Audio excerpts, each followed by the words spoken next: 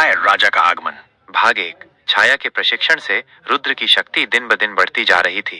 वो अब एक कुशल योद्धा बन चुका था जो वैम्पायरों और अन्य दुश्मनों से लड़ने के लिए तैयार था। छाया ने उसे वैम्पायर राजा के बारे में भी बताया। वो एक प्राचीन और शक्तिशाली वैम्पायर था जो सदियों से जीवित था। वो ताबीज को वापस पाने के लिए दृढ़ था क्योंकि वो जानता था कि इसमें छाया की शक्ति का स्रोत है। एक रात छाया ने रुद्र को बताया कि वैम्पायर राजा आ रहा है। उसने अपनी सेना को इकट्ठा कर लिया है और वो रुद्र की हवेली पर हमला करने की योजना बना रहा है। रुद्र ने छाया से कहा कि वो तैयार है। उसने अपनी हवेली के चारों ओर सुरक्षात्मक मंत्रों को मजबूत किया और अपनी तलवार को तेज किया। भाग 2।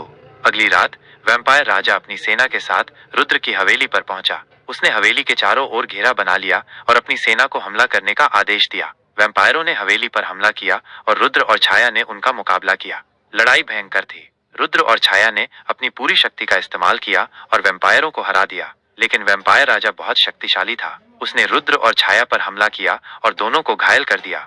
रुद्र और छाया ने हार नहीं मानी। उन्होंने अपनी अंतिम शक्ति का इस्तेमाल किया और वैम्पायर राजा को हरा दिया। वैम्पायर राजा अपनी हार से क्रोधित हो गया और उसने रुद्र और छाया को मारने की कसम खाई। भाग 3।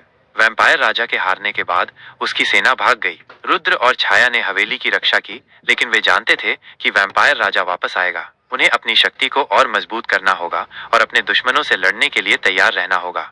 छाया ने रुद्र को बताया कि वैम्पायर राजा को हराने का एकमात्र तरीका ताबीज को नष्ट करना है, लेकिन ताबीज को नष्ट करना आसान नहीं है। इसके लिए एक विशेष अनुष्ठान की आवश्यकता होती है जो केवल एक शुद्ध हृदय वाला वैम्पायर ही कर सकता है। रुद्र जानता था कि उसे ताबीज को नष्ट करना होगा, लेकिन वो ये भी जानता था कि ऐसा करना खतरनाक हो सकता है। ताबीज में छाया की शक्ति का स्रोत है और अगर ताबीज नष्ट हो जाता है तो छाया भी नष्ट हो जाएगी। रुद्र को एक कठिन निर्णय लेना था। उसे छाया और अपनी हवेली की रक्षा करनी थी, लेकिन उसे छाया को भी बचाना था।